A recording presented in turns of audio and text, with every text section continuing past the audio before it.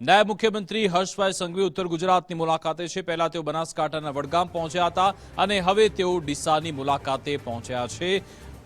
વડગામમાં વિકાસ કાર્યોના લોકાર્પણ બાદ હવે ડીસામાં પણ તે એક સભા સંબોધી રહ્યા છે। આપણી સામાજિક જે રૂઢિચુસ્ત આપનો સ્વભાવ છે, પદ્ધતિઓ છે, એમાંથી આપણે થોડુંક અલગ વિચારવું જોઈએ। આપણા ઘરમાં આપણી દીકરીઓ હોય અને જો એ દીકરી એનું સપનું સાકાર કરવાની શક્તિ રાખતી હોય, જો એ રમત ગમત ક્ષેત્રની અંદર એનામાં કુશળતા હોય, તો આપણે એ દીકરીને આંગળી પકડીને ઘરમાં બેસાડવાની બદલે મેદાને સાથે બે પગલા ચાલીને એને મેદાન સુધી લઈ જવાની છે। એ તમારા ઘરનું નામ તો રોશન કરશે જ, પણ આપણા બનાસકાંઠા જિલ્લાનું બી નામ રોશન કરશે, ગુજરાતનું બી, અને આ ભારત દેશનો તિરંગો દુનિયાભરમાં લહેરાવવામાં એ આપણા ગામમાંથી નીકળેલી દીકરી એનું કારણ બની શકે છે। હું આજે આપણે વિનંતી કરવા આવ્યો છું કે આપ સૌ સાથે મળીને, બધા જ સમાજના આગેવાનો અહીંયા બેઠા છે, તમામ સમાજોમાં આપણે સંકલ્પ કરવાનો છે કે દીકરીને દરરોજ શાળામાં મોકલીએ છીએ,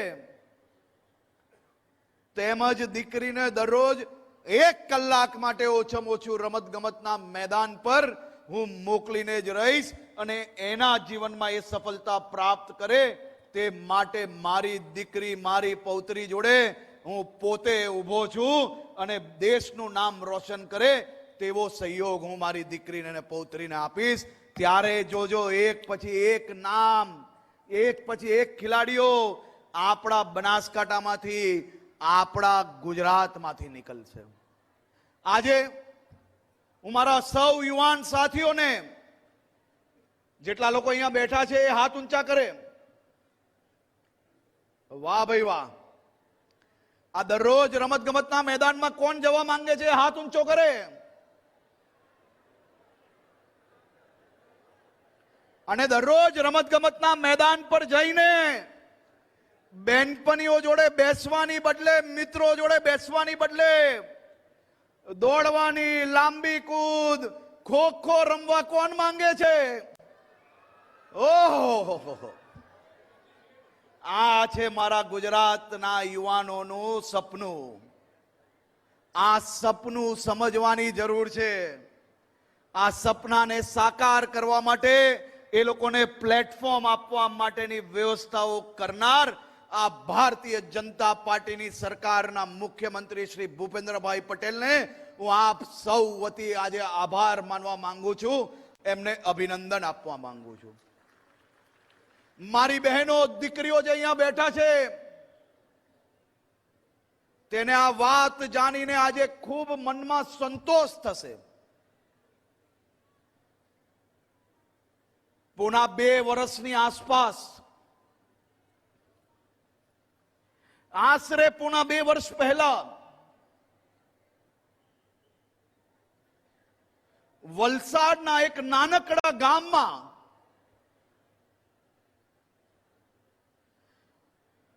મજૂરી કરીને પોતાનું ગુજરાન ચલાવતા એક પરિવારમાં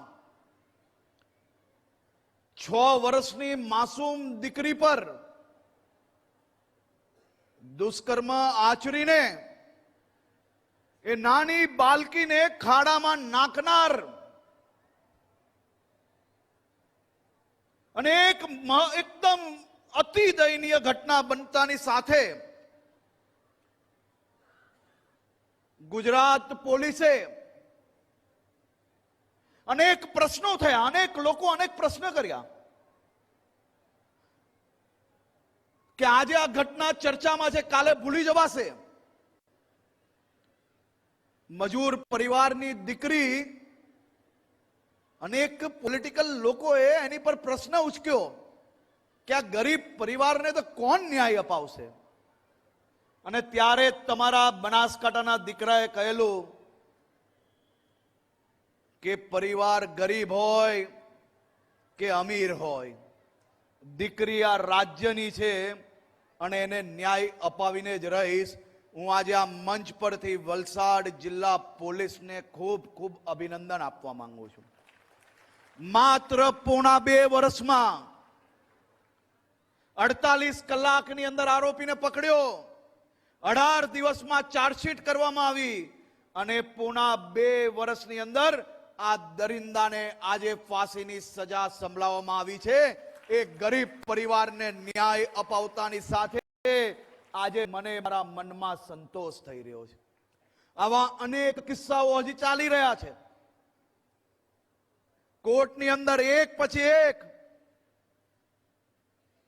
જેટલાને ન્યાય અપાવવાનું કહ્યું છે ને એટલાને અપાવીને રહીશ, એ આ મંચ પરથી એલાન કરું છું. રાજનીતિ માટે ટીકા ટિપ્પણી કરવી એ તો બહુ સહેલી છે,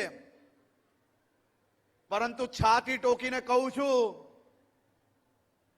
કે પોક્સોના કેસની અંદર ગુજરાતમાં જેટલા લોકોને ફાંસીની સજા અપાવવામાં આપણે લોકોએ રાત દિવસ મહેનત કરી છે ને સાહેબ, કોઈ બીજા રાજ્યો જોડે એકવાર કમ્પેર કરી લેજો. કોઈ બીજા રાજ્ય જોડે તમે એકવાર ઊંડાણપૂર્વક તપાસ કરી લેજો કે ઓછામાં ઓછા દિવસમાં આવા દરિંદાઓને ફાંસી અપાવવામાં સફળતા કયા રાજ્યોને મળી છે.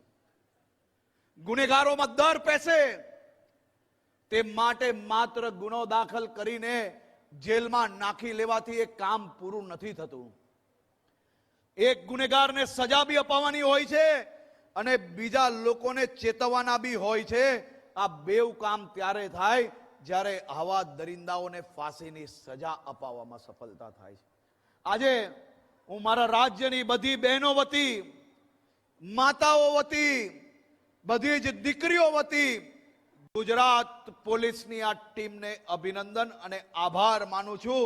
અને સ્પેશિયલ વકીલ જે રાત દિવસ કામ કરીને આ કેસ ચલાવ્યો તેમને બી હું ખાસ આભાર માનું છું. આજના દિવસે બનાસકાંઠા જિલ્લાને અનેક ભેટો આપવામાં આવી છે.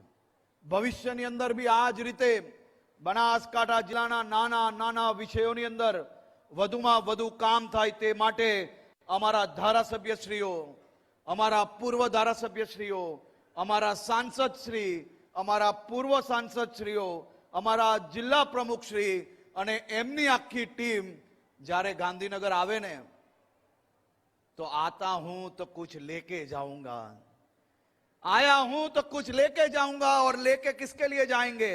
यहां बैठे हुए सभी लोगों के लिए. હું આજે આ કાર્યક્રમમાં ગુજરાત વિધાનસભાના અધ્યક્ષ શ્રી શંકરભાઈ ચૌધરીનો બી આભાર માનવા માંગુ છું. સતત બનાસકાંઠા માટે એમનું માર્ગદર્શન મળ્યું, સતત બનાસકાંઠાના નાના નાના વિષયોની ચિંતાઓ એમના દ્વારા મળી અને સતત આખી ટીમ બનાસકાંઠાએ સાથે મળીને જે પ્રકારે કામ કર્યું છે એ પ્રકારે હું પાક્કું એમ કહું કે વિધાનસભામાં તો તમે ખૂબ હોશિયારી વાળું કામ કર્યું સાહેબ. એક પછી એક બધાને સાફ કરી નાખ્યા. નાનું મોટું કંઈક બાકી રહ્યું છે ને એ 2027માં હિસાબ કરી લેજો તો આવા પ્રોજેક્ટ ખૂને ખૂને પહોંચી શકે. આ લોકો પ્રોજેક્ટ રોકવા વાળા લોકો છે, આ બેઠેલા લોકો પ્રોજેક્ટ લાવવા વાળા લોકો છે. આપણે તો સુવિધાઓ જોઈએ અને એ સુવિધા વાળી આખી ટીમને ઊભા થઈને આગળ કહેવા માંગુ છું. બધા જ લોકો આપણા મિત્રો આ બનાસકાંઠાની ટીમને ઊભા થઈને આપણે તાળીઓ વગાડીને એ લોકોનો અભિનંદન આપીએ. ટીમ બનાસકાંઠાને આખું આગળ, અમારા બધા અધિકારીઓ બી આવી જાય. આ ટીમ બનાસકાંઠાને બધા જ લોકો એક સાથે અભિનંદન આપે.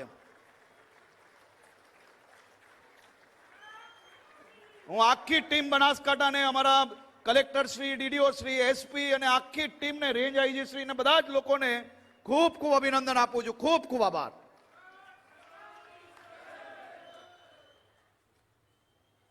ખૂબ ખૂબ ખૂબ આભાર માનનીય નાયબ મુખ્યમંત્રી શ્રી આપનો. ફરી એકવાર માં ભારતીની જય જયકાર સાથે આપણે સૌ એમનો આભાર વ્યક્ત કરીએ. આજે તેઓ સ્પેશિયલી સમય ફાળવીને અહીંયા આવ્યા અને કેવું ઉષ્માસભર અને આ લાગણીશીલ સંબોધન આપણે સૌ એમનું સાંભળ્યું. ભારત માતા કી. ખૂબ ખૂબ આભાર માનનીય નાયબ મુખ્યમંત્રી શ્રી આપનો અને સર્વે મંત્રી